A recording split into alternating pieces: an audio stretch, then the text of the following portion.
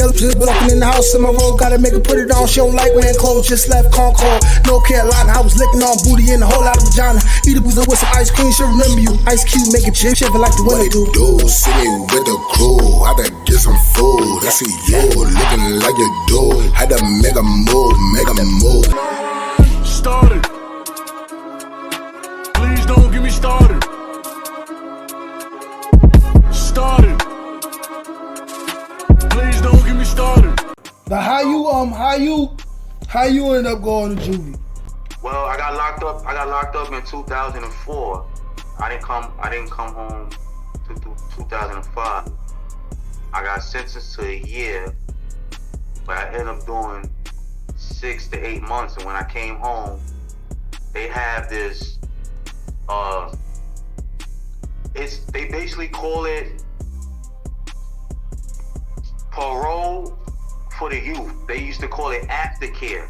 See, a lot of people that went through a DFY, an apartment for youth. A lot of people that went to DFY and OCFS, they changed the name to Office of Children and Family Services now. A lot of the youth that was at that time I was going through there, when they come home, they just want to release you into society like that. We might get you back into getting into the school thing, counseling services, because a child, you lock away a youth for a period of time, they gonna need somebody to talk to. There's things they went through in there that they probably don't feel comfortable talking to the counselors in there. They probably feel more comfortable talking to either a parent or somebody in the school. So yeah, I ain't gonna lie, I almost messed up too, brother. I'm not gonna make it seem like I came home and I was this saint. It was hard for me to get along in a household with my moms. I'm being real with you, brother. It was hard for me to get along with my moms or whatever. So they had this white lady. I'll never forget her, man. You have people that work with kids that's in it for the kids, and then some that's not in it for the kids, brother. This lady was in it for the kids. Instead of her violating me, cause I ain't gonna lie, I broke curfew. Instead of her violating me, she sent me to it was like a summer camp for like 2 weeks, man. To my trips, we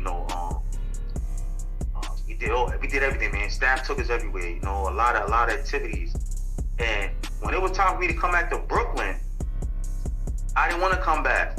I didn't want to come back to poverty, brother. I didn't want to come back to violence. I didn't want to come back to negativity. I wanted to be free. I felt I was free up there. I wasn't free coming back to Brownsville, Brooklyn. Gotta deal with what's going on in the household. Brother's an asshole. My pops retired and left my mom's and moved to Honduras.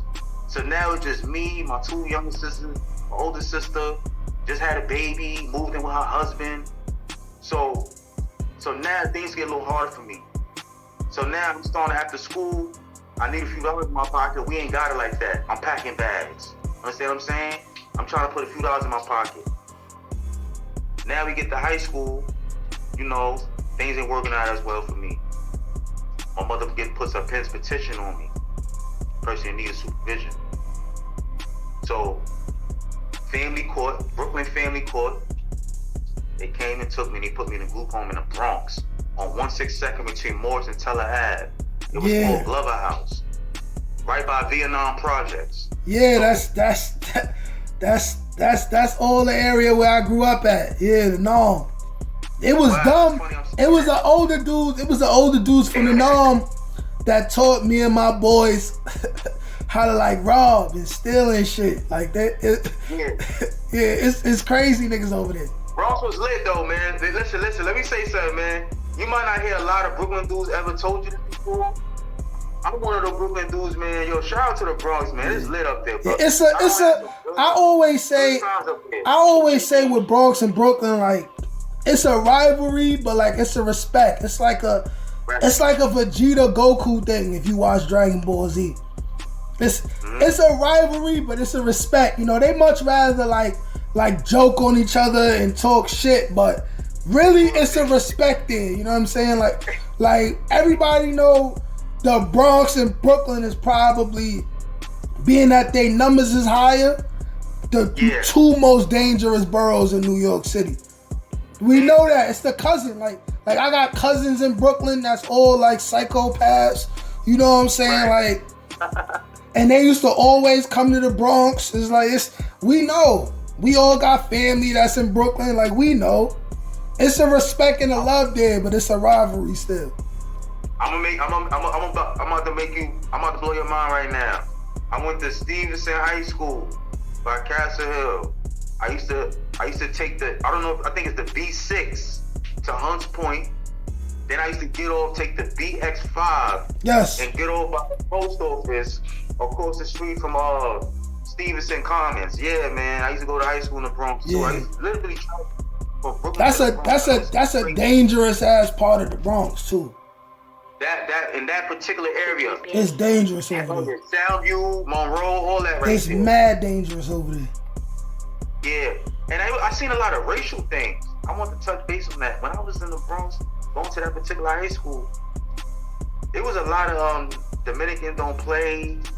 You know, you had a few Trinitarios in there. Yeah. I don't know about Patria. I'm not going to speak on that because I don't know. Patria kind of like started like in jail, so it's dudes that was Dominican that was going to jail, turning Patria, and then coming home. So it's starting to get bigger now. But it was a whole lot of Latin Kings, Dominicans don't play, a whole lot of that. Because, you know, the Bronx it used to be mostly black, but over the years, you know, like a lot of Hispanics start moving in. So there's a lot of that going on. And in the Bronx, you know, one thing I noticed too, the gang politics is different in the Bronx. The reason why I say it's different is that, yeah, we had gang issues here in Brooklyn, but it seemed like when I went to the Bronx, brother, it's like a lot of them young boys was indoctrinated, man. Like, they really took it to heart, like, especially the Bloods. I mean, see, you was in the Castle Hill, Soundview area, and I believe when OG Mac had started the blood thing in the Bronx, that area is heavily Sex Money Murder. Sex Money Murder is one of the first sets. Automatically, yeah. It was one of the first sets. So when it was real, when it was at its most violent, you know what I'm saying, that area where you was going to school at, that's where a lot of it started, you know what I'm saying? Like, the most thorough dudes was coming from that area. Like, it was crazy, you know what I'm saying? Like, it was at a point where, like, people ain't even let their kids wear red outside. Like, it was a lot of, you know, unfortunately, a lot of unnecessary, you know what I mean, like, violence against, like, neutral people, innocent people, and stuff like that, as well as the gang against gang stuff, especially in that area. So from young, almost on some West Coast stuff, like kids is starting to be born into it. If you was born in like the mid 90s to early 2000s, you kind of like, chances are you from that area, your father was blood. Right. So you just in it. But see, in my hood, Brownsville, it's mostly Crips. You know what I'm saying? It's more Crips. It's more Crips than Bloods in Brownsville. Because you got the 90s, of course, Rutland side. You got Taft Scott, Union. You got Marcus Garvey, Village. Marcus Garvey Village. These are all the Crip hoods in Brownsville. Marcus Garvey Village.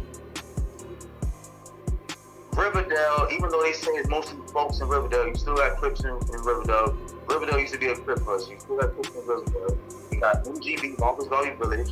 You got Marcus Garvey projects up the hill by the 73rd Precinct, by Crossroads Juvenile Center. Oh, yeah. Right up the block from Crossroads Juvenile Center, over there by the 73rd Precinct. And you got Sally Matthews over there. And then, you know, of course, you got the 90s, you got Crown Heights. All the Blood hoods is more so like going towards East New York. Yeah. The 3 train side. So my neighborhood was broken down. Everything on the 3 train side, you know, was Blood. And respectfully, everything moving towards the L train side was where all the Crips and all the folks was at.